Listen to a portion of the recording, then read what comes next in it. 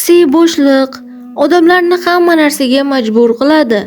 Shunday bosqich borki, inson o'z tuyg'ulariga berilib, bir muddat bu bo'shliqdan chiqa olmaydi. Ba'zilar bu bo'shliqqa tushib qolgan odamlardan foydalanishga harakat qilishadi. O'z his-tuyg'ularining eng zaif nuqtasi ekanligini oshkor qilib qo'ygan insonlar juda katta jarohatlar oladi. O'zimdan misolki, his-tuyg'ularimga ergashib, kimning ortidan chopgan bo'lsam, natija o'zgarmadi. Bir muncha vaqt o'tgach, voqealarga va odamlarga his-tuyg'ularim bilan yondoshmaslikni o'rgandim. Bunga erishganimdan beri avvalgidan ko'ra xotirjam va baxtliman. Umrimning har lahzasida yo'qotsam ham tuyg'ularimga ergashaman, ranjisam ham tuyg'ularimdan aslo voz kechmayman deydigan men endi hayotimni aqlga suyanib davom ettirmoqdaman. Mantiqmi, hech qachon deb aytgan kunlarimni eslasam, inson hayotda hech qachon katta gapirmasligi kerakligini tushunaman. Misol uchun, hammamiz ayollar erkaklarga qaraganda biroz ko'proq hissiyotga beriluvchan jins vakillari ekanligini bilamiz. Agar sizning yo'lingiz aqlga bo'ysunib harakat qiladigan ayol bilan kesishgan bo'lsa, ishingiz qiyin bo'ladi. Menimcha, hayotda bir ayolning eng shafqatsiz davri mantiqni ishga solgan ondir. Va unutmangki, mantiqqa tayanib ish qila boshlagan ayol uchun siz tugagan hikoyasiz. Hayotda yo'l qo'yilishi mumkin bo'lgan shu qadar ko'p xato borki, bir xil xatoni takrorlashning foydasi yo'q. Har bir xato bu og'riq, dilxiralik va ozgina afsus. Lekin oxir-oqibat bu inson uchun bir tajribadir.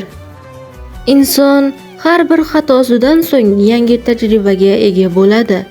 Ba'zida bu xatolar insonlar bilan amalga oshiriladi. Chunki hayotimizga kiritgan har bir inson ham biz uchun alohida tajribadir. Biz ishonib hayotimizga qabul qilgan insonlar shunchalik go'zal xatodirki, ular tufayli biz orttirgan tajribamiz natijasida bunyod bo'lgan devorlar balandroq va qalinroq bo'ladi. Keyin bu devor qulamaydi, qulata olmaysan.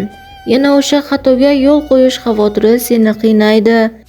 Bu safar sen uchun to'g'ri qaror bo'lgan fikr va insonlarga xato nazari bilan qaraysan. O'ylab ko'r, bir insonga ishonasan, uning so'zlariga, qalbiga va samimiyatiga ishonasan.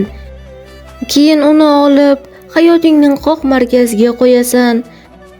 Vaqt o'tishi bilan bu xato bo'lganini ko'rasan, lekin allaqachon kech bo'lib, sen yangi tajribaga ega bo'lasan. Keyin yana bir tajriba, yana bir tajriba. Keyin balki sen uchun eng katta yutuq bo'lishi mumkin bo'lgan hamma narsaga shubha ko'zi bilan qaray boshlaysan. Chunki sen ishongan va qayta imkon bergan insonlar tufayli allaqachon bir devor paydo bo'lgan. Bir kuni qarasang, o'zingni himoya qilish uchun qurgan devoring sening ustingga qulagan va sen uning ostidasan. Shuning uchun amalga oshishiga ko'zing yetmagan narsani amalga oshirishga urinma. Oxiri ma'lum bo'lgan yo'llarda yurib, o'zingni behuda qiynama. Har bir xato faqat bir marta bajarilgandagina go'zal. Bir xil xatolarni qayta takrorlama, chunki qilinishi kerak bo'lgan boshqa xatolar va go'zal tajribalar bor. Men bu iboraga to'liq qo'shilaman.